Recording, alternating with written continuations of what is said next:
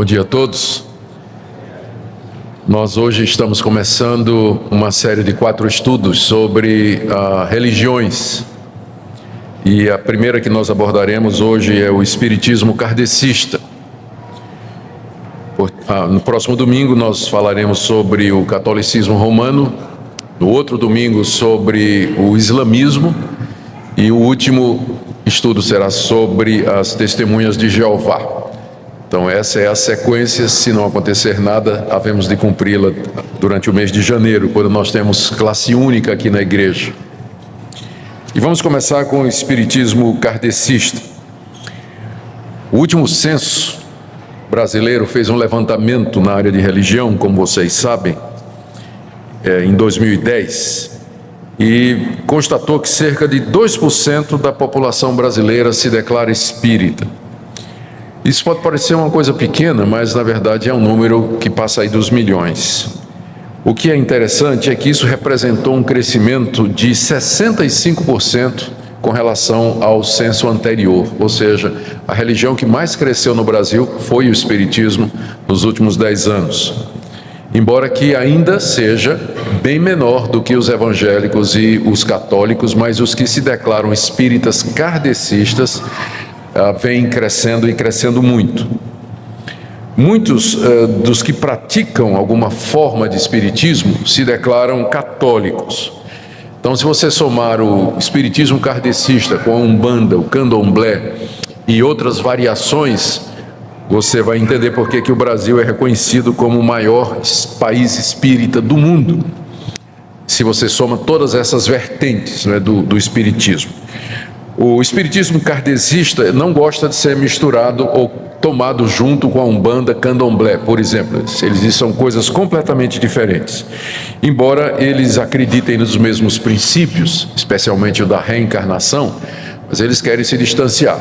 O espiritismo kardecista lembra que tem origem na França, que ele é mais recente, que ele é ciência e religião, que ele é da elite, e de fato o IBGE mostrou que os espíritas kardecistas estão entre as pessoas mais bem instruídas do Brasil. A escolaridade é muito grande e o nível financeiro também é muito alto.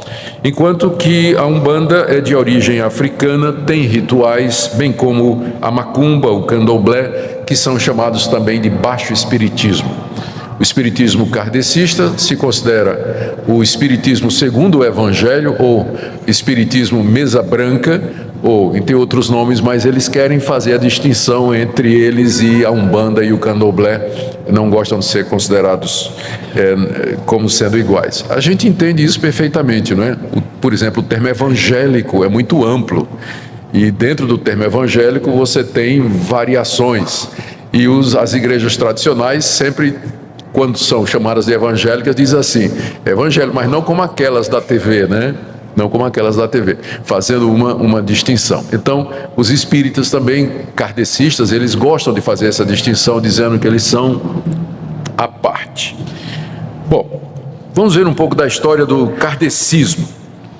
A origem do kardecismo é marcada por eles mesmos com o ano de 1847.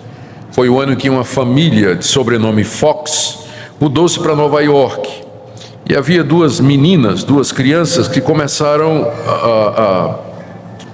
a brincar com mesas que giravam.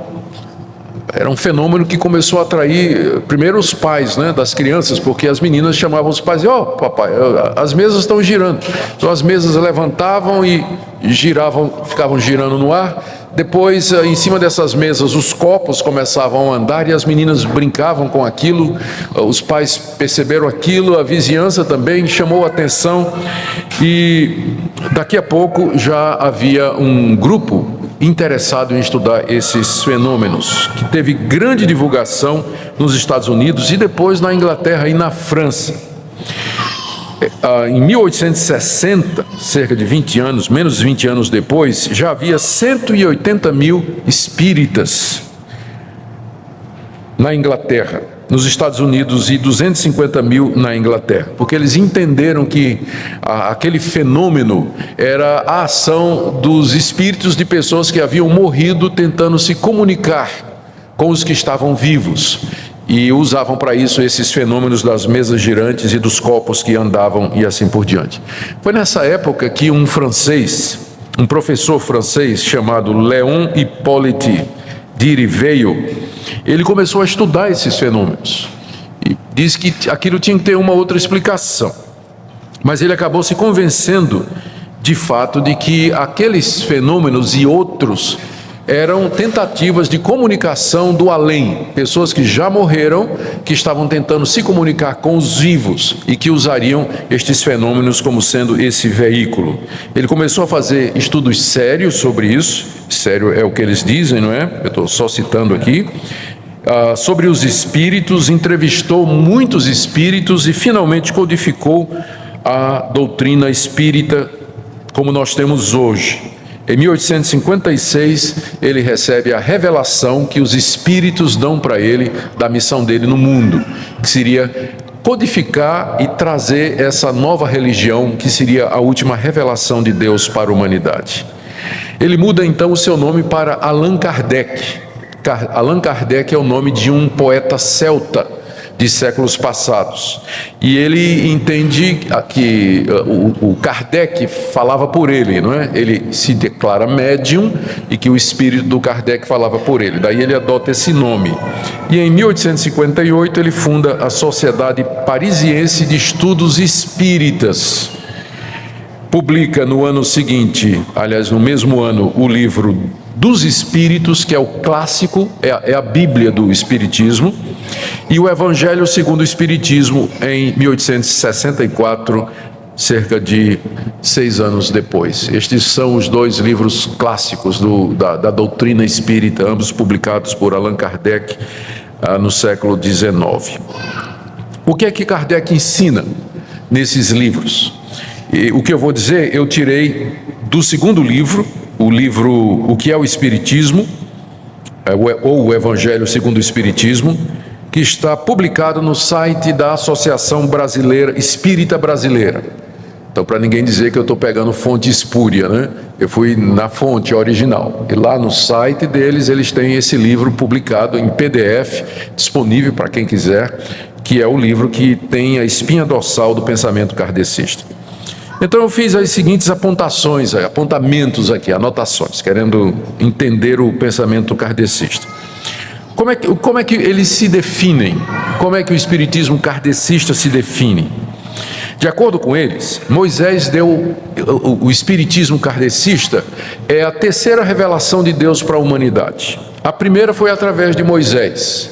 Moisés deu a lei da parte de Deus e que foi resumida nos 10 mandamentos.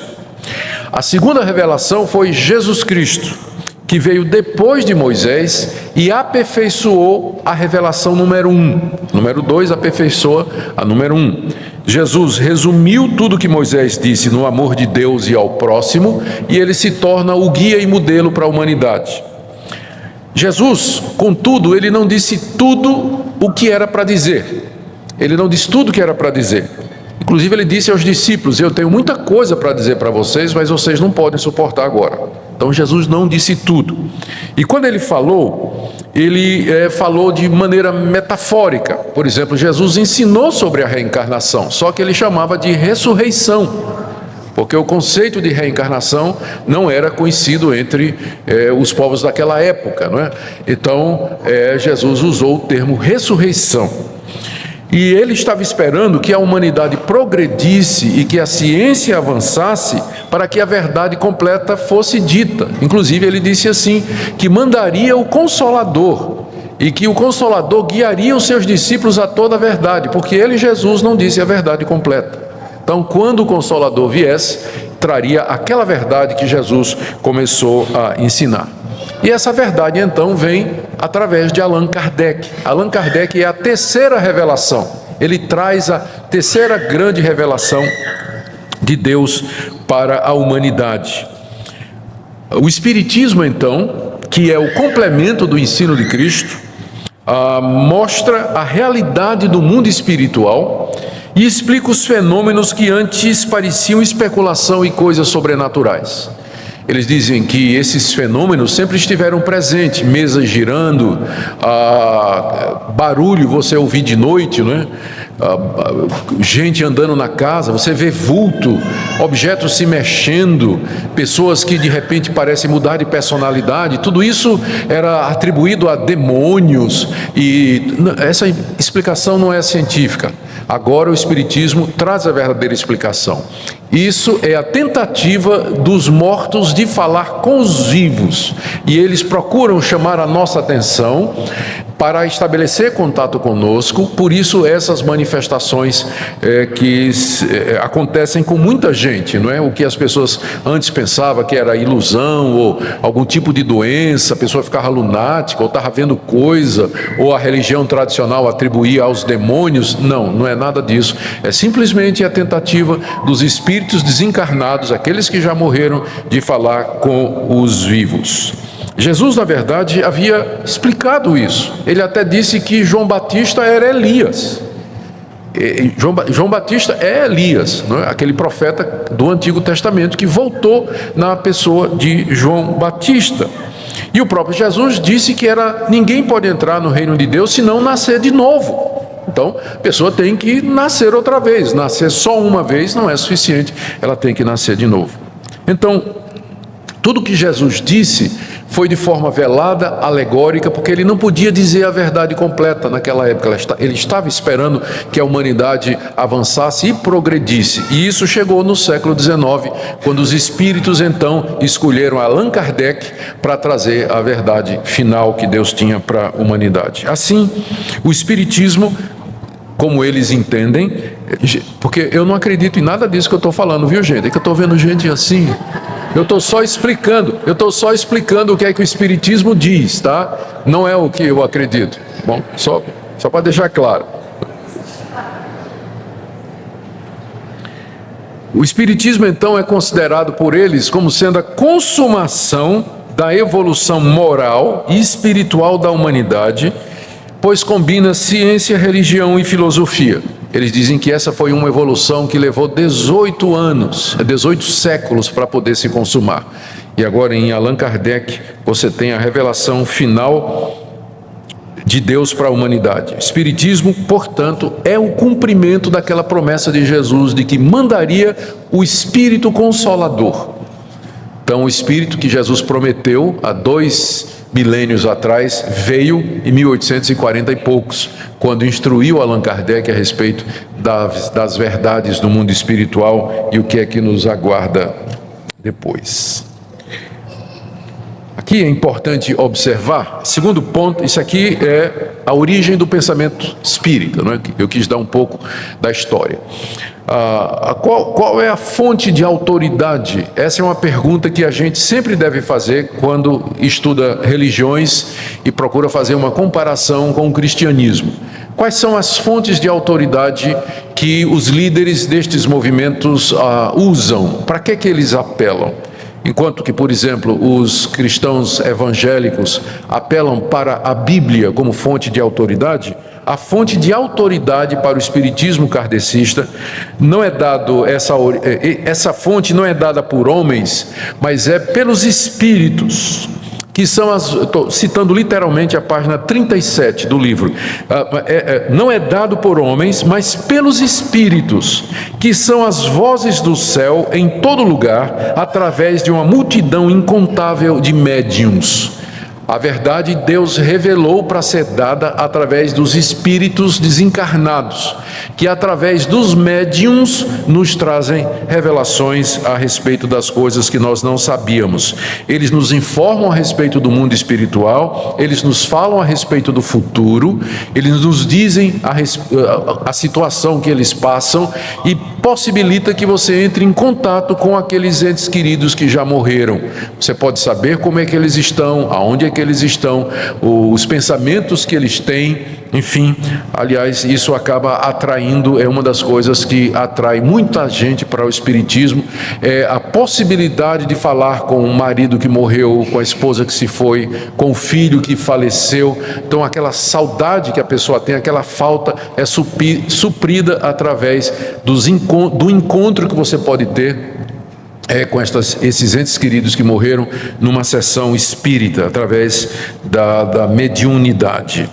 Então, esse é o pensamento, essa é a origem do pensamento espírita. Ou seja, ela não é uma doutrina que foi baseada no estudo da Escritura, como se alguém dissesse assim, vamos examinar a Bíblia para ver exatamente o que ela diz. Não, Kardec teve estas revelações que foram dadas pelos Espíritos e ele então codificou, ele examinou estas coisas e sintetizou e escreveu os livros que são a base do Espiritismo.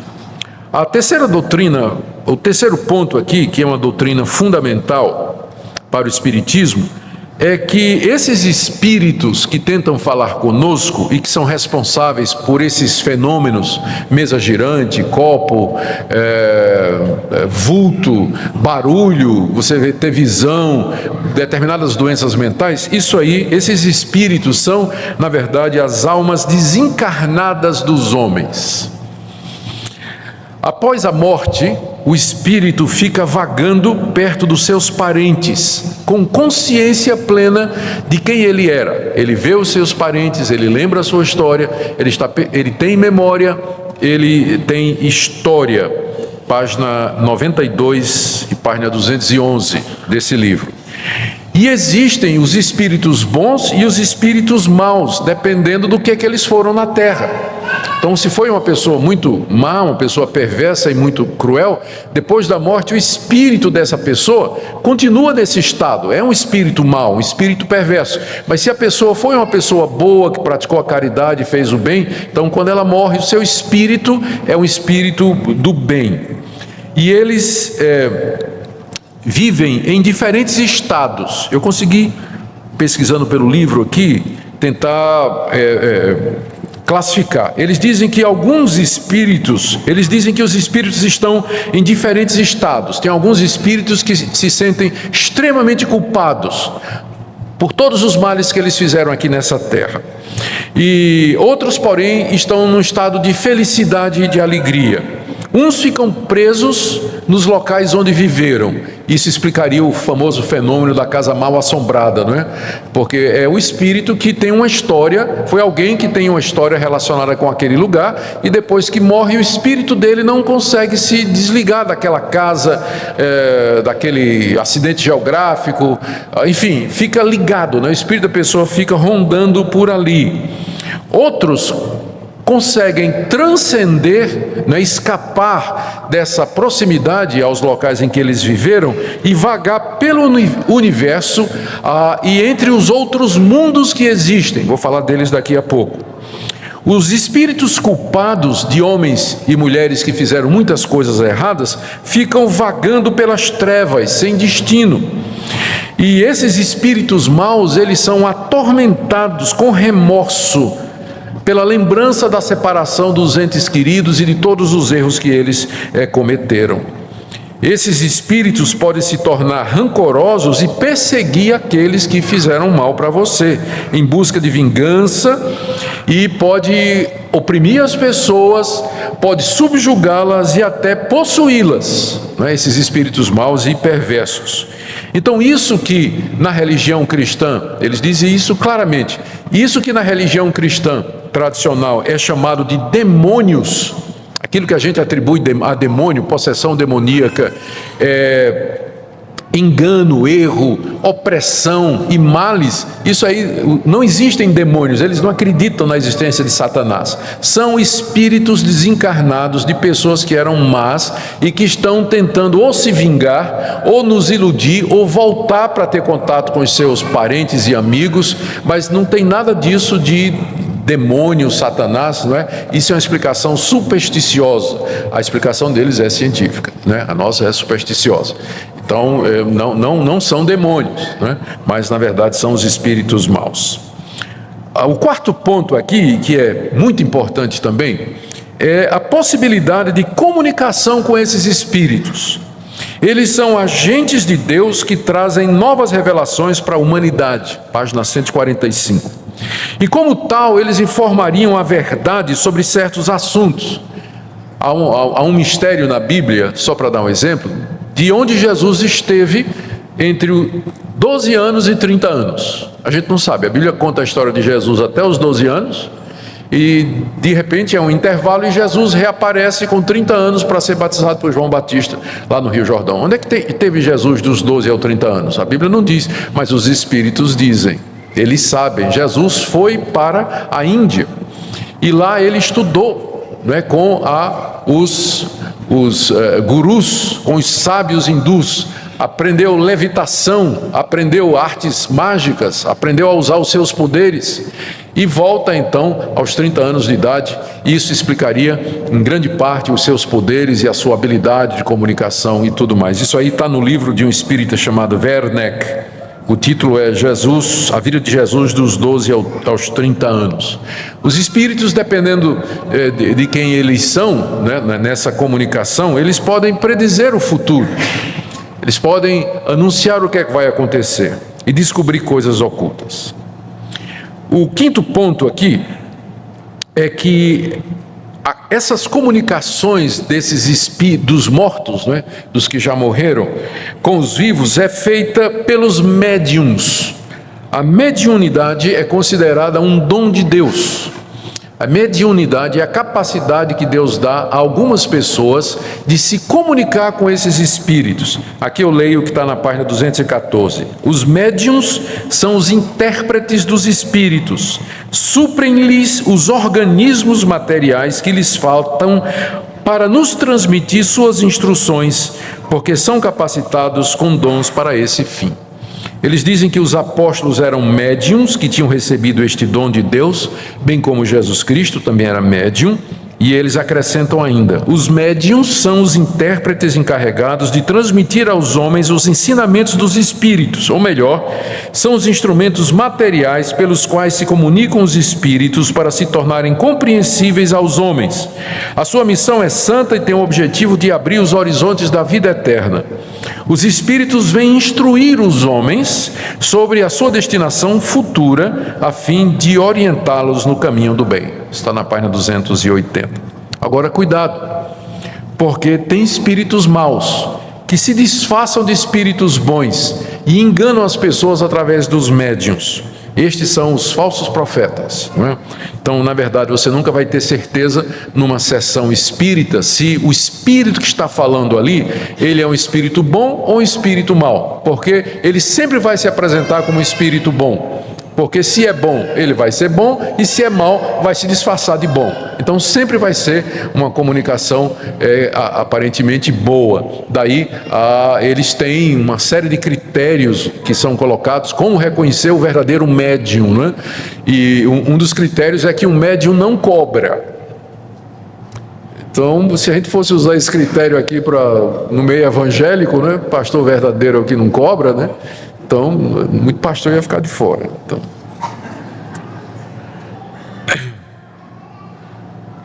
Mas eles têm lá tem um capítulo lá do Allan Kardec exatamente sobre a verdadeira mediunidade. Aqui vem um sexto ponto que é essencial para o pensamento espírita. Porque é claro que a essa altura a pessoa já pensou um pouquinho e diz assim: mas peraí, vamos pensar um pouco. A humanidade começou com dois espíritos, aí foi se multiplicando, hoje são 6 bilhões, de onde é que vieram os espíritos? De onde vêm esses espíritos, não é? Como é que eles se multiplicam?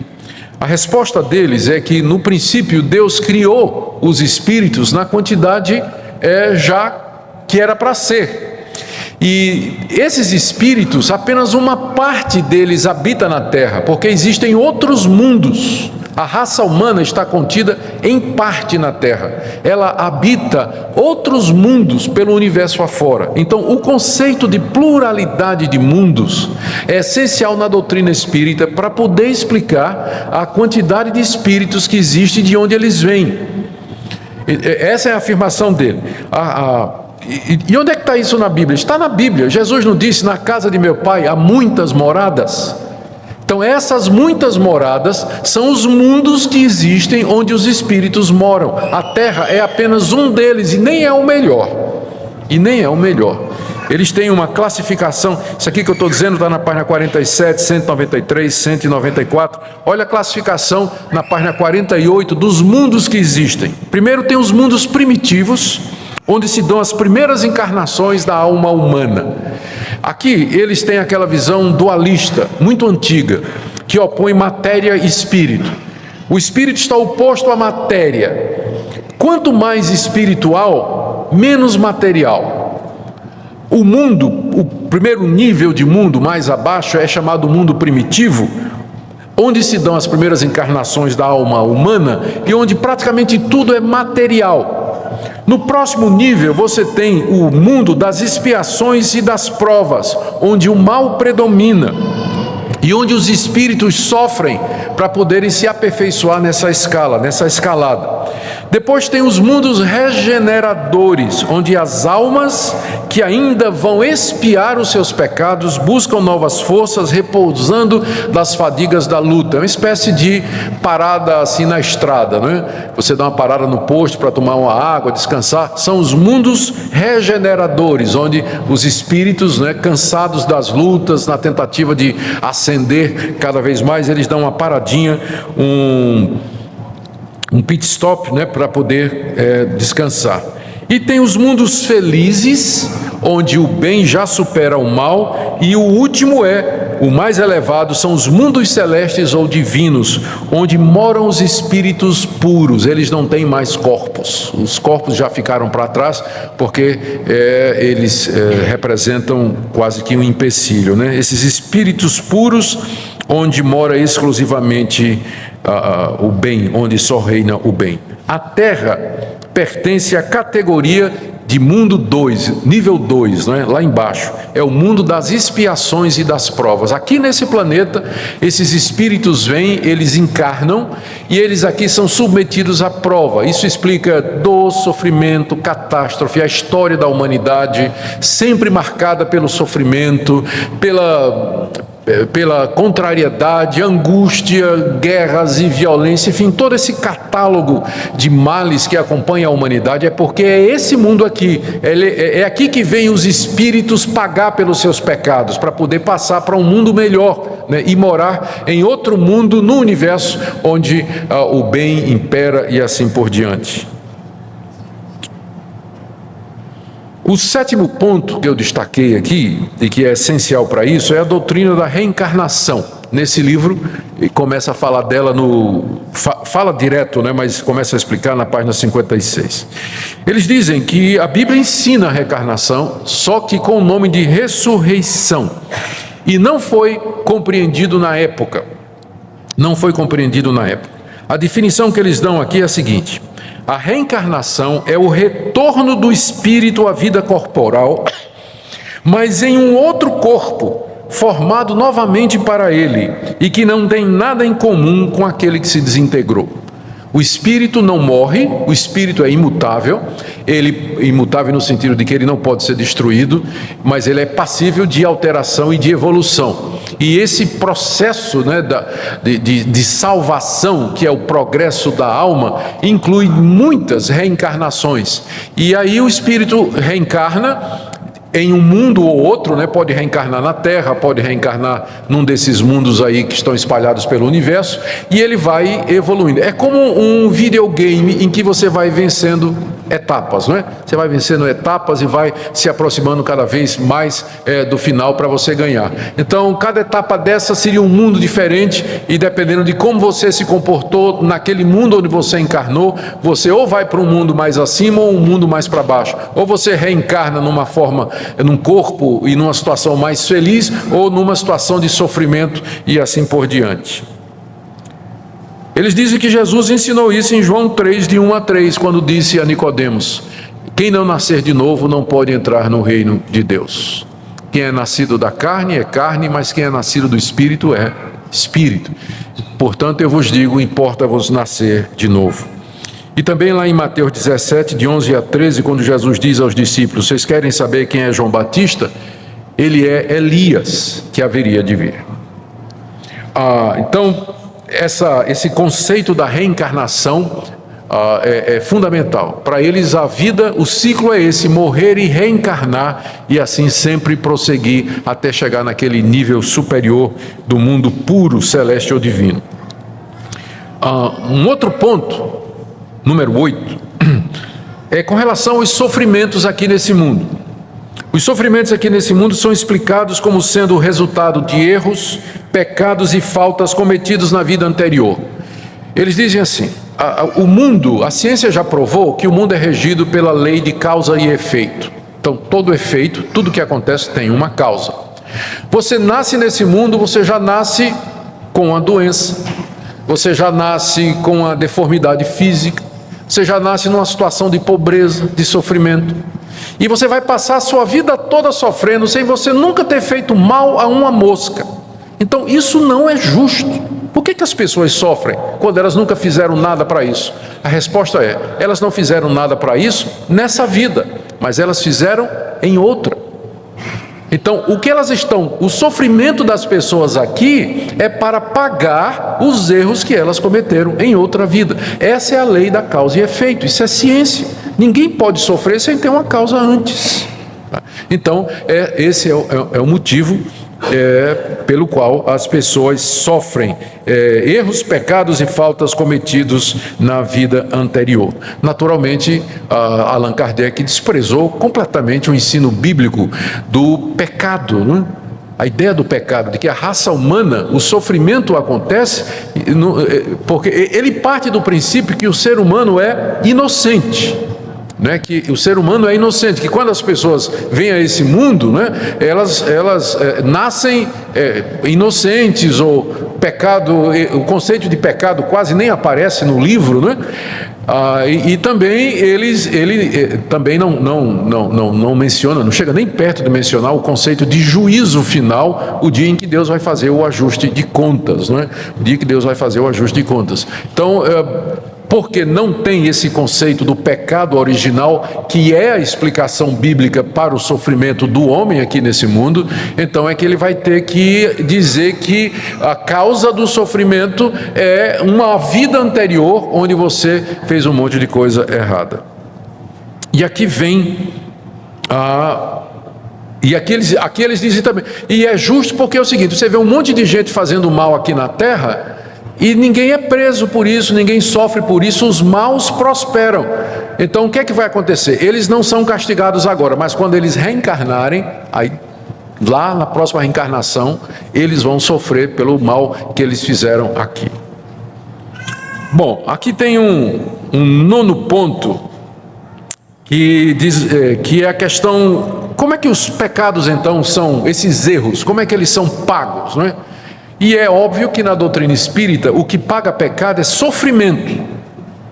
Se você pecou, você vai pagar a sua culpa sofrendo, ou agora nessa encarnação ou na próxima.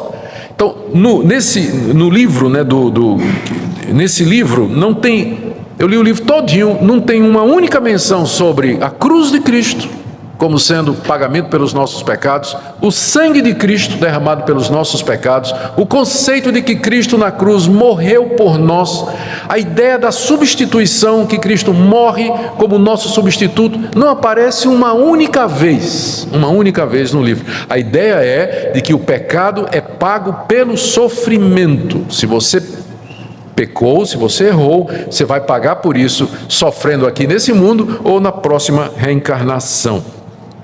Eu vou ler aqui o que diz a página 70.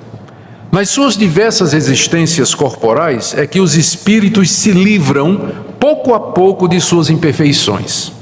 As provas da vida fazem avançar quando são bem suportadas. Como expiações, expiação é pagamento, elas apagam as faltas e purificam. O sofrimento é o remédio que limpa a chaga e cura o doente. Quanto maior o mal, mais o remédio deve ser eficiente. Aquele, pois, que sofre muito, deve dizer que tinha muito a expiar e se alegrar de ser curado logo. Então, na doutrina espírita, o pecado se paga com sofrimento, e isso através de sucessivas reencarnações. Aqui um 10º ponto que está ligado a esse. os espíritos desencarnados, eles têm a chance de se arrepender dos seus pecados ainda, depois da morte, não é? Depois que ele morre, desencarnou, ele olha para trás, viu todo o sofrimento que ele passou, então ele pode se arrepender. Página 135, página 213, vários lugares é dito. Quando o espírito mau se arrepende, Deus lhe traz esperança, e aí ele pode retornar à terra para se aperfeiçoar. Parece que o privilégio da reencarnação é dado somente ao espírito que se arrepende. Esse espírito mau, que durante uma encarnação fez um monte de coisa errada, depois que ele morre, que ele fica vagando em trevas, se ele se arrepende do mal que ele fez, Deus lhe dá uma segunda chance depois da morte. E aí ele volta à terra para reencarnar, para pagar esses pecados, para ir depois da próxima morte, ele já ir para um daqueles universos ou mundos ou um nível espiritual superior. Por isso, é bom que nós oremos pelos espíritos. Página 39, a oração pelos mortos. Aí diz aqui, página 266, os espíritos sofredores pedem orações, e as orações dos vivos são proveitosas para eles, porque ao ver que são lembrados, se sentem mais confortados e menos infelizes. Além disso, a oração tem para eles uma ação mais direta, reanima sua coragem, estimula neles o desejo de elevar-se pelo arrependimento, pela reparação e pode desviá-los do pensamento do mal. Ou seja, você pode orar pela alma orar pelo espírito daquele ente querido que você teve, ou daquele amigo seu que era uma pessoa muito má, né, e que morreu e que deve estar em sofrimento. Você pode orar por ele, porque Deus pode conceder o arrependimento, e aí ele vai voltar numa outra forma, onde ele vai pagar aqueles pecados e assim ele vai evoluir. O 11º ponto aqui da doutrina espírita, e que é básico para eles, é resumido numa frase que está na página 39. Fora da caridade não há salvação. Esse é um slogan do espiritismo kardecista. Fora da caridade não há salvação. Mas vocês já entenderam agora o que é que isso quer dizer, não é? Fora da caridade não há salvação. A salvação aqui é você simplesmente se aperfeiçoar o seu espírito através de sucessivas reencarnações, onde essas imperfeições são purgadas pelo sofrimento que você vai passar em cada uma delas. E se você fizer o bem, se você é arrependido, né, você fazer o bem, praticar as boas obras, fazer caridade, ajudar os pobres, isso vai ajudar você, isso paga pecado, isso entra na contabilidade a seu favor, de forma que quando você morrer, você pode ir para um mundo mais evoluído ou reencarnar numa forma mais feliz. Vocês agora entendem por que o Espiritismo dá tanta ênfase na questão da caridade, da ajuda aos necessitados e aos pobres, que é uma coisa boa, porém a motivação é essa, que faz parte desse processo evolutivo de redenção da alma pelo qual o indivíduo vai fazer. Como eu disse, não há no livro nenhuma menção da morte de Cristo na cruz para pagamento dos pecados e nem do seu sangue derramado pelos pecadores. Aqui, é claro, o Espiritismo bateria de frente com o apóstolo Paulo, né? Porque o apóstolo Paulo disse: pela graça sois salvos por meio da fé, não por obras, não por nada que nós façamos. Outro ponto, para eles o inferno não é eterno e nem literal. O sofrimento depois da morte demora somente o tempo que o espírito leva para se arrepender. Então aquelas descrições que a Bíblia faz do inferno eterno, que queima como o bicho que não morre, né, que come a consciência e tudo mais, diz que aquilo tudo é absolutamente figurado, né? Não é figurado, apenas se refere ao remorso que a alma desencarnada sente, a culpa que ela sente depois da morte, mas se ela se arrepende, termina ali o sofrimento dela, ela volta para a terra. Portanto, não há céu, não é? E nem inferno, como estados ou situações fixas, não é? Mas céu e inferno é o que a alma sente depois da morte, e que pode, no caso do céu, evoluir para ficar mais céu ainda, ou no caso do inferno, se ela se arrepende, ela volta e tem uma segunda chance. Quem foi Jesus? Quem é Jesus na opinião do Espiritismo? Jesus é um médium reformador que apareceu na Judéia é um espírito avançado da sexta esfera. Ele foi o ser mais evoluído e aperfeiçoado. Dos espíritos que foram criados, aquele que aparece em Jesus de Nazaré é o que mais evoluiu e chegou perto daquilo que nós podemos chegar. Tanto é que todos aqueles que evoluem e chegam perto da situação de Cristo são Cristos também. Cristo é todo aquele que chega a essa posição, que chegou a essa figura, Jesus, lá na Judéia. Bom, eu penso que isso aqui já é uma descrição justa. É importante, quando nós estamos analisando o que outros escrevem, que a gente seja justo, para a gente não colocar na boca deles o que eles não disseram. Tá? Então eu tentei reproduzir o que está no site da Federação Espírita Brasileira, tá? Que é a federação, uma das federações que coordena o movimento no Brasil. O que é que nós diríamos a isso agora? O que é que nós podemos dizer? Vamos fazer agora uma análise que não se trata de nenhum ataque aos nossos amigos espíritas, porque liberdade religiosa é um direito civil fundamental. Cada um crê no que quer.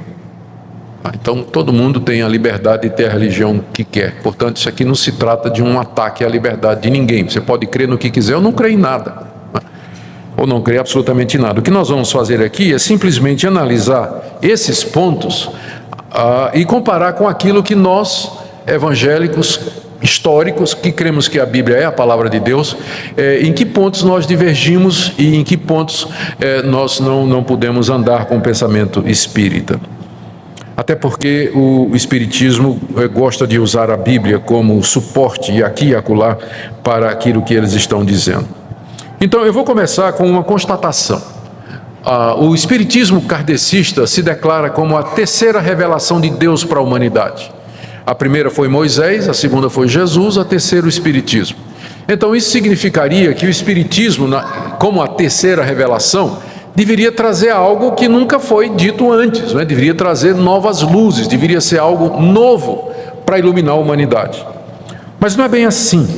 A doutrina da reencarnação é antiquíssima, era crida pelos sumérios, pelos babilônicos, era crida pelos medos e persas. A doutrina de que a alma volta a esse mundo em outra forma é muito mais antiga do que Allan Kardec, muito mais antiga. Também a ideia de que a pessoa paga nesse mundo pelos erros que cometeu. Isso não tem nada novo, isso faz parte da essência da religião pagã, muito antiga, né? A questão do sofrimento, você pagar pelo que você faz aqui nesse mundo.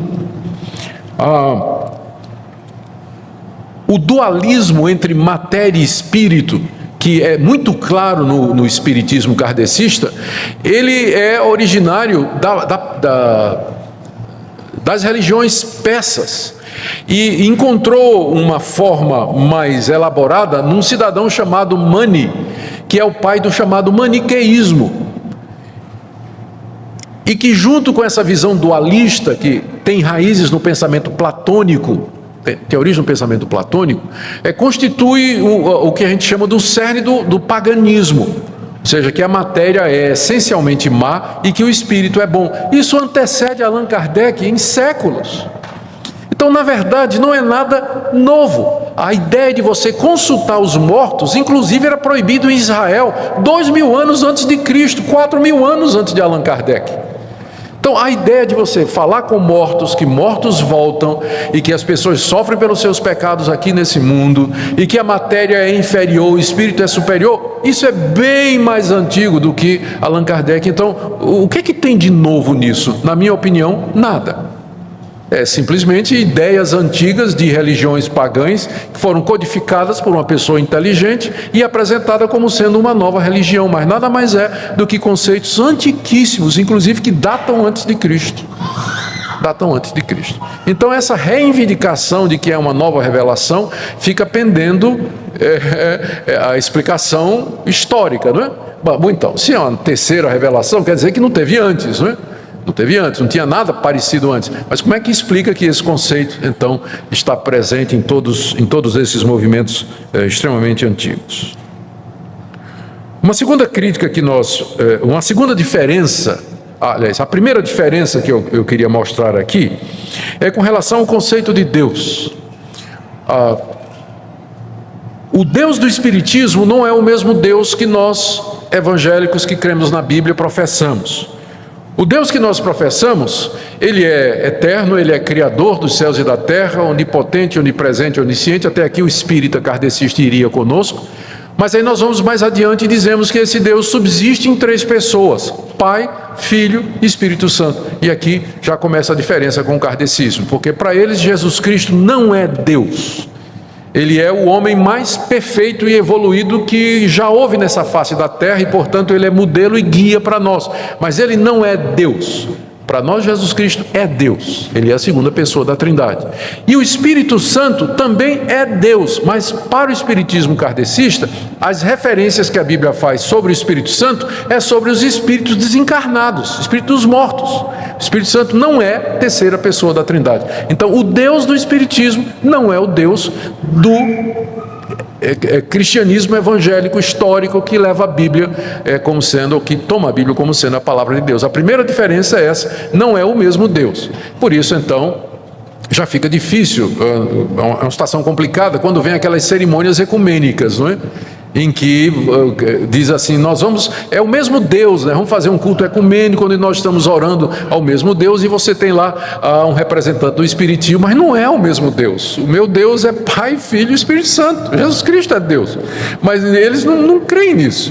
Então não é o mesmo Deus. A diferença já começa aí. E também a diferença fundamental com relação a Jesus Cristo. Para nós, Jesus Cristo é Deus feito homem. Ele não é um espírito aperfeiçoado, um homem aperfeiçoado. Ele é Deus que tomou carne, se tornou um de nós, se fez homem e permanece Deus para todos sempre. Ele é Deus homem, 100% Deus e 100% homem. O que explica o fato de que Jesus se destaca dos demais da humanidade não é que ele é uma pessoa que se aperfeiçoou através de reencarnações, mas porque ele era Deus e estava entre nós. Isso explica os seus poderes, a sua santidade, a sabedoria das suas palavras, a sua morte e a sua ressurreição. E para nós o Espírito Santo, como eu já disse, também é Deus. Portanto, a diferença conceitual básica é muito grande entre o que nós cremos a respeito de Deus e que o espiritismo kardecista acredita a respeito de Deus. Um outro ponto aqui de diferença é com relação a essa fonte de autoridade que são as informações dos espíritos. Vamos pegar um conceito central para o espiritismo, como, por exemplo, a pluralidade de mundos, que existem universos habitados por homens pelo cosmos afora. Só não foram descobertos ainda, né? Mas tem. Mas qual é a base para eles afirmarem isso? Para nós, a Bíblia é a única regra de fé e prática. E se houvesse mundos dessa natureza, com homens morando, nós deveríamos encontrar algum sinal disso na Escritura Sagrada, mas não tem absolutamente nada. Quando Jesus diz, na casa do meu Pai há muitas moradas, ele está simplesmente dizendo que tem muito lugar na casa do Pai. Não está se referindo a mundos ou terras, né, e planetas povoados pelo universo afora. Esse conceito não foi encontrado na Bíblia, mas foi dado pelos espíritos. Os espíritos é que disseram isso a Allan Kardec, de que existem mundos habitados. Então já vem uma grande diferença aqui. A doutrina evangélica, protestante, cristã, ela é baseada na Escritura. O que é que a Bíblia diz? Se a Bíblia não diz, eu não posso afirmar, eu não posso dizer. O pensamento kardecista é baseado em sessões mediúnicas em que o médium diz que está recebendo o Espírito, que está dando a seguinte informação. Aí vai passando aquelas informações. Eu vou ler aqui para vocês o que está no site da Federação Espírita Brasileira, na parte dizendo quem somos nós e a origem do Espiritismo. Ele diz assim: Rivail, que é o Allan Kardec, pedagogo francês, fluente em diversos idiomas, autor de livros didáticos e adeptos de rigoroso método de investigação científica, não aceitou de imediato os fenômenos das mesas girantes, mas estudou-os atentamente e observou que uma força inteligente movia estas mesas, e investigou a natureza desta força, que ele identificou então como os espíritos dos homens que haviam morrido. Ok. Não é dito aqui como é que ele chegou a essa conclusão de que aquelas mesas girantes eram os espíritos dos homens que haviam morrido. Havia outras alternativas de explicação. Explicação bíblica é demônios, charlatanice, ilusão, tem tantas outras explicações, mas ele chegou a essa conclusão. Como é que ele chegou a essa conclusão? Ele diz aqui: Kardec fez centenas de perguntas aos espíritos, analisou as respostas, comparou-as, codificou-as, tudo submeteu ao crivo da razão e não aceitando e não divulgando nada que não passasse por esse crivo. Assim nasceu o Livro dos Espíritos e o professor Riveio se imortalizou adotando o pseudônimo de Allan Kardec. O espiritismo kardecista não faz... Não procura disfarçar isso, mas a fonte da doutrina deles é a sessão mediúnica. É um médium que diz que está recebendo o espírito de Santo Agostinho, é o espírito do apóstolo Paulo, e que está agora trazendo a verdade completa. A base é essa, não tem nada a ver com a Bíblia. Não é escritura a base. E essa é uma diferença fundamental entre nós e o pensamento kardecista. Então, até para discutir, quando você vai conversar com um amigo espírita, a dificuldade é que não tem uma base para você argumentar, porque você vai querer apelar para a Bíblia, mas ele vai dizer, não, a Bíblia tem apenas parte da verdade, né? Porque a verdade suprema veio através de Allan Kardec, e aqui está o que os espíritos disseram para Allan Kardec. Nesse livro, segundo o Espiritismo, só para ilustrar o que eu estou dizendo, cada capítulo escrito por Allan Kardec, ele escreve bem, é claro, e o capítulo não é muito grande, mas no final do capítulo tem assim, doutrina dos espíritos, aí vem Chico Xavier, aí diz o que é que Chico Xavier falou, o Espírito falando através de Chico Xavier. Aí Santo Agostinho, que é um médium famoso, né, que incorporava o Espírito de Santo Agostinho, que viveu no século IV. Aí disse isso. Então, a parte a doutrina dos Espíritos no final de cada capítulo é maior do que o capítulo de que Kardec escreveu, porque é a base deles, né? É exatamente o que esses Espíritos haveriam de dizer. As grandes doutrinas bíblicas são totalmente ignoradas. Eu tive o cuidado de fazer essa pesquisa para não ser injusto, mas eu procurei e não tem nada nos livros que fale sobre os milagres de Jesus, o fato de que ele nasceu de uma virgem, a sua morte na cruz pelos pecados, a sua ressurreição literal dos mortos, a intercessão pelos seus, ele está agora à direita do Pai intercedendo pelos seus, a sua segunda vinda física a este mundo e o mundo vindouro onde habita a paz e justiça. As grandes doutrinas da Bíblia são deixadas totalmente de lado, não tem a menor menção nesse livro, que é o livro fundamental do pensamento espírita. Uma outra coisa que nós podemos dizer aqui, e em que nós divergimos então, é que não há nada na Escritura, na Bíblia, sobre reencarnação dos espíritos dos homens após a morte, e nem desse progresso mediante sucessivas reencarnações. Os dois textos prediletos que eles usam para falar da reencarnação é a palavra de Jesus: necessário vos é nascer de novo. A gente não pode pegar uma passagem da Escritura e isolá-la das demais Escrituras. O novo nascimento a que Jesus se refere é uma experiência espiritual aqui nesse mundo e não um novo nascimento físico. Porque essa experiência de nascer de novo, ela é dita ou é referida pelos outros autores bíblicos como sendo justificação, regeneração, passar da morte para a vida, iluminação, crer, adoção, que são nomes diferentes para a mesma experiência. Quando uma pessoa aqui se arrepende dos seus pecados e ela crê em Jesus Cristo, e é operado o milagre da transformação interior do seu coração. É tão diferente a pessoa a partir disso, que é como se ela tivesse nascido de novo, ela é uma outra pessoa. O apóstolo Paulo se referiu a isso dizendo: se alguém está em Cristo, é uma nova criatura. A mudança é tão clara, é tão distinta do mundo, que é como se a pessoa fosse mudada em outra. Daí Jesus fala de nascer de novo. Então é uma experiência que ocorre aqui. E não é voltar ao ventre. Foi isso que Nicodemos não entendeu direito, né? Ele não entendeu direito. O senhor está dizendo que a gente tem que voltar ao ventre da mãe? E nem reencarnação era isso, né? Ele pensou alguma experiência aqui nesse mundo, nascer de novo da mesma mãe. O próprio Nicodemos não entendeu que aquilo se referia a uma reencarnação, não é?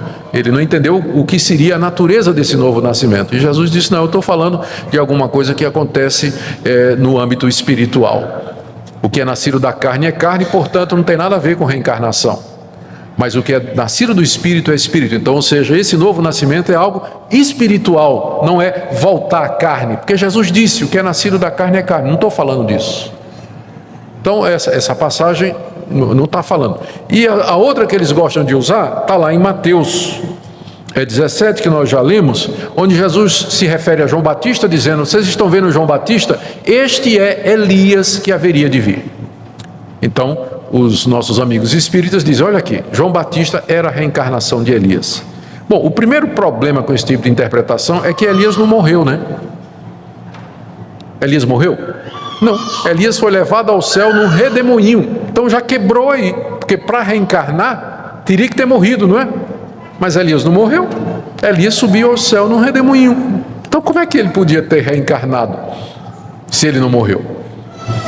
Então começa por aí. Segunda coisa, quando Jesus disse que João Batista é Elias, ele estava dizendo que João Batista era um profeta à semelhança do profeta Elias. O profeta Elias foi levantado por Deus para combater o baalismo, o politeísmo da sua época, o culto aos falsos deuses. Era um homem que chamava a nação ao arrependimento. João Batista era um profeta à semelhança de Elias. Ele aparece se vestindo do mesmo jeito que Elias se vestia e com a mesma mensagem: arrependei-vos porque é chegado o reino dos céus. É só isso que Jesus está dizendo, nada mais do que isso. Daí você dizer, pegar essa passagem para construir toda essa doutrina da reencarnação sucessiva e outros mundos e tudo mais, você está fazendo muito de muito pouco, né? Está arrancando água da pedra. Não é isso que o texto está dizendo. Essa é uma das diferenças, né? Por conta da fonte, né? Nós vamos para a Bíblia, mas eles recebem essas informações dos Espíritos. Nós temos dificuldade, e agora vamos para uma parte mais direta de confronto, né? A Escritura, ela condena novas revelações. O apóstolo Paulo ficaria muito surpreso se ele ouvisse o que está sendo dito, que Jesus que hoje, 2000 anos depois, um novo evangelho surge para completar aquele antigo. Olha o que Paulo disse, escrevendo aos Gálatas: ainda que nós mesmos, ou um anjo vindo do céu, vos pregue um evangelho que vá além do que vos temos pregado, seja maldito. Assim como já dissemos e agora repito, se alguém vos prega evangelho que vá além daquele que recebeste, seja anátema. Paulo disse: olha, eu já preguei, o evangelho é esse aqui. Se aparecer um anjo do céu dizendo: eu trago uma nova revelação, uma adição, um complemento a isso aqui, Paulo diz: pode amaldiçoar, que não é de Deus. Seja maldito, isso não vem de Deus. Não vem de Deus. Então nós temos muita dificuldade, né, com esses movimentos que aparecem dizendo: nós temos uma revelação que Deus guardou para o fim dos tempos e que nunca foi dado antes. Ué, mas como é que ficaria? Paulo ficaria aqui. Paulo está errado então aqui, né? Como é que fica essa situação? A Bíblia também nos diz, irmãos, que os demônios, eles enganam as pessoas. Na segunda carta aos Tessalonicenses, capítulo 2, o apóstolo Paulo diz assim: ora, o aparecimento do ímpio, do iníquo, é segundo a eficácia de Satanás, com todo o poder e sinais e prodígios da mentira, com todo o engano de injustiça aos que perecem, porque não acolheram o amor da verdade para serem salvos. É por esse motivo, pois, que Deus lhes manda a operação do erro para darem crédito à mentira, a fim de serem julgados todos quantos não deram crédito à verdade, antes, pelo contrário, deleitaram-se com a injustiça. Nessa passagem aqui, o apóstolo Paulo está dizendo o seguinte: quando uma pessoa rejeita a verdade, que é o evangelho de Jesus Cristo, e ela continua rejeitando a verdade, a uma certa altura, Deus manda a operação do erro para que a pessoa creia na mentira. E essa operação do erro, ela acontece através de sinais, prodígios e poderes. Em outras palavras, Satanás ilude, ele engana, e ele faz isso com aqueles que rejeitaram a verdade, não querem o simples evangelho de Cristo. Daí então aparece uma mentira na qual eles acreditam. E essas mentiras, elas são levadas avante por demônios. Veja o que diz aqui a palavra de Deus, o que Paulo disse na primeira que ele escreveu a Timóteo, capítulo 4, verso 11, verso 1, aliás. Ora, o Espírito Santo afirma expressamente que nos últimos tempos alguns apostatarão da fé por obedecerem a espíritos enganadores e a ensinamento de demônios. Os demônios ensinam, eles iludem, eles se disfarçam. Na segunda carta aos Coríntios, capítulo 11, o apóstolo Paulo diz que Satanás se transfigura em anjo de luz. Satanás não vai aparecer com um rótulo na testa dizendo: Satanás, eu sou o diabo. Ele não vai aparecer com rótulo na testa, mas ele vai aparecer como um anjo de luz, na forma de um ente querido, na forma de uma pessoa querida, na forma de alguém que você confia, alguma coisa para iludir você e levar você para fora do evangelho de Cristo Jesus. A Bíblia também é muito clara, dizendo que não há segunda chance após a morte. Esse é outro ponto de diferença. No Espiritismo, a pessoa recebe chances e oportunidades de arrependimento depois da morte, mas de acordo com a Bíblia, não tem essa chance. Em Hebreus capítulo 9, verso 27 está dito: aos homens está determinado morrer uma só vez, e depois disso vem o juízo. Morre uma só vez, e depois disso segue-se o juízo. Hebreus 9, 27. Em Lucas 16, 19 a 26, nós temos a parábola que foi contada por Jesus, que alguns acham que não é parábola, porque aqui, na verdade, ele até cita o nome de um dos componentes da parábola. É a única vez que ele faz isso, então seria quase que uma história, não é? Ele cita a seguinte história: Jesus, Lucas 16, a partir do verso 19. Havia um homem rico que se vestia de púrpura e de linho finíssimo. Verso 20, havia também um mendigo chamado Lázaro, coberto de chagas, que vivia na porta dele. E queria comer das migalhas que caía da mesa do rico, e até os cães vinham lamber-lhe as feridas. Morreu o mendigo e foi levado pelos anjos para o seio de Abraão. Morreu também o rico e foi sepultado. No inferno, estando em tormentos, levantou os olhos e viu ao longe Abraão e Lázaro no seu seio. Nós estamos concordando com o kardecismo até agora, no fato de que depois da morte, morreu, não acaba não. Depois da morte, continua vivo, né? Então, concordamos com eles até agora, né? Então, nesse ponto, os kardecistas e os evangélicos se unem contra os materialistas, porque os materialistas vão dizer que depois da morte acaba tudo, não tem nada. Até agora nós estamos concordando. Os dois morreram e continuaram existindo. O miserável, pobre mendigo foi para o seio de Abraão, o céu, e o rico entrou no estado de sofrimento. Vamos dizer que é figurado. Não é, mas vamos dizer que é figurado. Esse entrou, ficou no estado de felicidade depois da morte, e outro entrou no estado de culpa, de remorso e de sofrimento, e ambos se lembravam do que é que tinha acontecido aqui na terra. Então, o rico, né, no estado de sofrimento, disse: Pai Abraão, refere-se a Deus, né? Tem misericórdia de mim e manda Lázaro que molhe em água a ponta do dedo e me refresque a língua, porque estou atormentado nessa chama.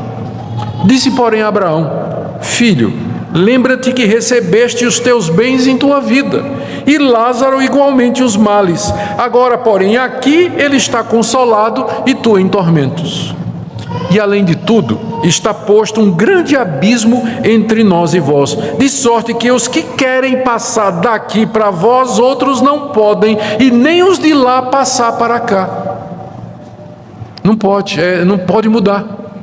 Morreu, entrou no estado de sofrimento, estado de felicidade. Ah, pai Abraão, tem misericórdia, eu estou sofrendo aqui, manda Lázaro aqui trazer um pouquinho d'água para eu morrer, para me aliviar desse sofrimento. Não dá, porque não pode mudar. Não pode sair de um estado para o outro. Depois da morte não tem isso. Jesus parece que não conhecia a doutrina, né? Aí então, o rico em sofrimento, ele diz assim: Pai, eu te imploro que o mandes à minha casa paterna, faz com que Lázaro volte, que ele reencarne e que vá falar com meus irmãos. Eu tenho 5 irmãos. para que dê testemunho, a fim de que não venham para esse lugar de tormento. O que é que o rico queria? Exatamente isso, que Lázaro voltasse, reencarnasse, e que fosse lá na casa do pai dele falar com seus irmãos. O que respondeu Abraão? Eles têm Moisés e os profetas, ouçam. Quer dizer, não precisa, eles têm a Bíblia, Moisés e os profetas. Tudo que é preciso saber a respeito do mundo espiritual, o que é que vai acontecer depois, está aqui. Eles têm Moisés e os profetas, basta, não precisa nada, que eles ouçam o que diz a Bíblia. Mas ele insistiu: não, pai Abraão, se alguém entre os mortos foi ter com eles, se arrependerão. Se os mortos voltarem e falarem com os vivos e dizer: olha, existe um tormento depois da morte, então os vivos vão dizer: puxa, eu não quero ir para lá, eu vou me arrepender. Mas Abraão respondeu: se eles não ouvem Moisés e os profetas, tampouco se deixarão persuadir, ainda que ressuscite alguém dentre os mortos. Se eles não ouvem o que Moisés escreveu, os profetas escreveram, se eles não ouvem a Bíblia, eles não vão ouvir, ainda que volte um morto para dizer para eles como é. Então, tá muito difícil, você que recebe a Bíblia como palavra de Deus, você compatibilizar com o ensinamento da reencarnação. Não tem como, isso de que depois da morte você tem uma segunda chance, que você volta. Jesus ensinou com muita clareza: depois da morte é o juízo. O homem morre uma vez e depois segue-se o estado eterno. Você tem que decidir o seu estado eterno aqui, enquanto você está vivo, enquanto você tem esperança, porque depois da morte não volta, não muda, não se altera. É uma ilusão pensar isso, e muita gente se consola, se ilude com isso, eu estou passando, vou fazer, mas eu vou ter uma oportunidade, depois não vai. Pelo que Jesus disse, não vai, é aqui. E aí você tem que escolher entre o ensino dos Espíritos e o ensino de Jesus Cristo. Você tem que escolher entre Abraão, entre o que disse Moisés e os profetas, e o que então alguém dentre os mortos que volta para falar.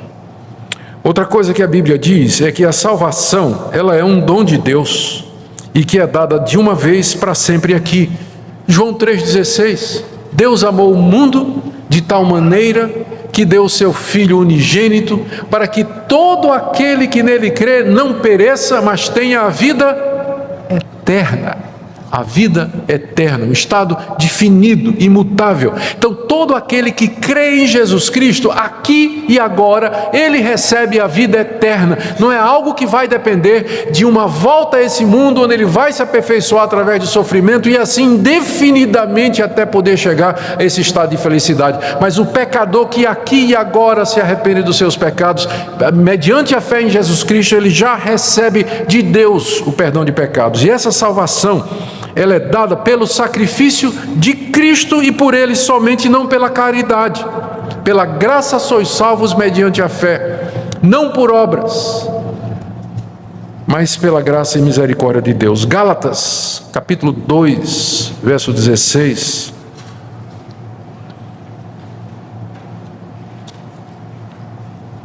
Contestando os judaizantes que queriam dizer que a salvação era pela caridade e por obras, Paulo escreveu: o homem não é justificado diante de Deus por obras da lei, ou seja, fazer o bem, praticar a verdade, por uma razão muito simples: ninguém consegue fazer isso plenamente a ponto de satisfazer o Deus Santo. Se a salvação fosse pela caridade, ninguém seria salvo, nem você nem eu. Se a salvação fosse pelo merecimento, estaríamos todos já no inferno. Salvação é um dom de Deus, mediante o sacrifício do seu Filho na cruz do Calvário, que ali sofreu a minha penalidade, que morreu pelos meus pecados, de forma que Ele possa, Deus agora nos concede uma salvação livre, plena e completa dos pecados seus aqui e agora, e não numa vida futura. É pela cruz de Cristo e pelo sangue de Cristo que os pecados são perdoados. Voltando a Paulo, Gálatas 2,16: o homem não é justificado por obras da lei, e sim mediante a fé em Cristo Jesus. Também nós cremos em Cristo, para que sejamos justificados pela fé em Cristo e não por obras da lei, pois por obras ninguém será justificado diante de Deus. Mesmo o homem ou a mulher mais dedicados e moralmente esforçados aqui nesse mundo jamais chegarão a um nível em que poderão satisfazer o padrão do Deus santo e perfeito, que nem pode contemplar o mal, tal a sua santidade. De acordo com a Bíblia, portanto, o inferno é eterno. Jesus definiu isso com muita clareza em Mateus 25:41, dizendo que os ímpios, aqueles que não se arrependeram, eles irão para o sofrimento eterno. A Bíblia condena claramente a comunicação com os mortos. Deuteronômio 18. Abra aí sua Bíblia, vamos ouvir Moisés e os profetas. Vamos ouvir Moisés. Deuteronômio, escrito por Moisés, 18.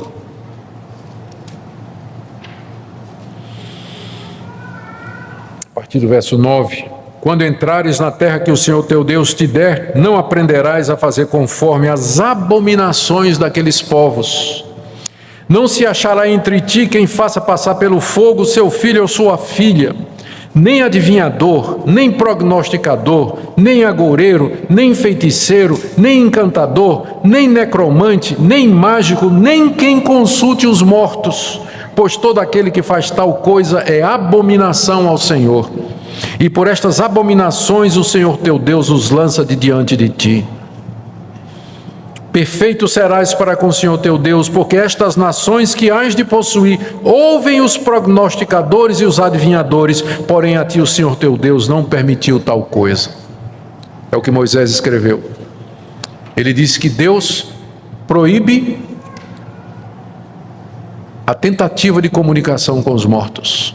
Deus proíbe a necromancia. Está vendo aqui os necromantes? Os necromantes são estes que buscam, da palavra para morto, né? Necros, é aqueles que buscam uma relação com quem já morreu, chamado de necromancia, que consultam os mortos, que procuram ouvir os mortos, que provocam aqueles que já morreram.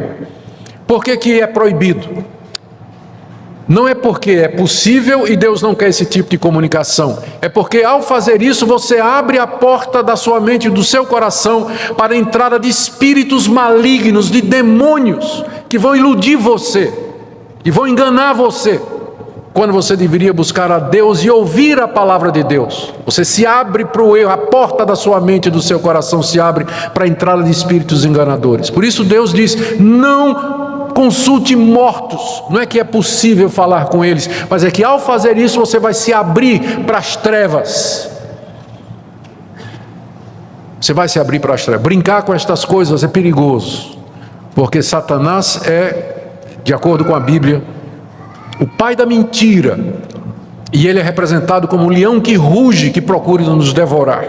E por isso a gente precisa ter bastante cuidado com isso. Isaías capítulo 8, porque Jesus disse: tem que ouvir Moisés e os profetas. Já ouvimos Moisés e vamos ouvir um profeta. Agora Isaías. Isaías capítulo 8.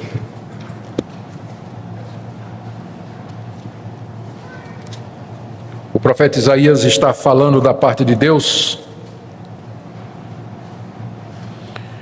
contra a nação de Israel. Essa mesma nação que recebeu a lei de Deus, entrou na terra prometida, expulsou aqueles povos que praticavam necromancia, eram agoureiros, adivinhadores, consultavam os astros, praticavam astrologia, invocavam os mortos. Deus entregou aquelas nações na mão de Israel, e dizendo: você não se misture com essas nações, porque estas práticas são proibidas, estas práticas são erradas, vocês adorarão a mim somente. Séculos depois, o que aconteceu? Na época do profeta Isaías, o povo voltou as costas para Deus, e o povo estava praticando necromancia, consultando os adivinhos, querendo saber o futuro através das estrelas, consultando búzio, horóscopo, tarô, enfim, tudo que tinha lá para saber o que era o futuro e que Deus havia proibido. E olha o que o profeta Isaías diz, no verso 19 do capítulo 8: quando vos disserem: consultai os necromantes, aqueles que se comunicam com os mortos, e os adivinhos, que chiureiam, que ficam murmurando, né? Acaso não consultará o povo ao seu Deus? A favor dos vivos se consultarão os mortos? Veja a pergunta de Isaías, que espera a resposta: não, né? A favor dos vivos eu vou consultar os mortos? Se eu posso consultar a Deus, se eu posso buscar aquele que é Senhor e Criador de todas as coisas? A resposta é não. Ouvimos a lei e ouvimos os profetas, como Jesus disse. E todos eles são unânimes nisso, a Bíblia é unânime nisso. Se você quer saber a verdade, se você quer resposta para suas questões, por que procurar mortos? Você procura o Deus vivo e verdadeiro. E a revelação que Ele nos deu através da sua palavra. Eu ainda poderia falar aqui, ainda poderia citar primeiro livro das Crônicas, capítulo 10, Levítico, capítulo 20, verso 6. O fato de que no Novo Testamento Jesus nunca invocou o espírito de ninguém, os apóstolos não recomendam a procura dos mortos ou a mediunidade. Nós desafiamos alguém a nos mostrar no Novo Testamento qualquer situação, qualquer ensinamento explícito, implícito ou por dedução de que o cristão, para saber a vontade de Deus para a sua vida ou para entender as coisas e o futuro, ele deva fazer isso com a comunicação através dos mortos. Não tem. Você não vai encontrar em lugar nenhum da Bíblia, porque o conceito bíblico é muito claro. Deus é um Deus pessoal. Ele fala comigo pela sua palavra. Ele já me deu a sua revelação. Moisés, os profetas, Jesus Cristo e os apóstolos estão todos aqui. Eu não preciso, a favor de mim que estou vivo, consultar quem já morreu, até porque a Bíblia me adverte a respeito disso. Satanás se transfigura em anjo de luz. A conclusão que nós chegamos aqui, tem muita coisa que podia ser dita, não é? É a seguinte: como nós já dissemos, nós respeitamos os nossos amigos espíritas e a liberdade de religião no Brasil. Cada um crê no que quiser.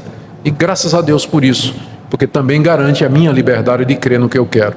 Mas nós podemos comparar e ver as diferenças.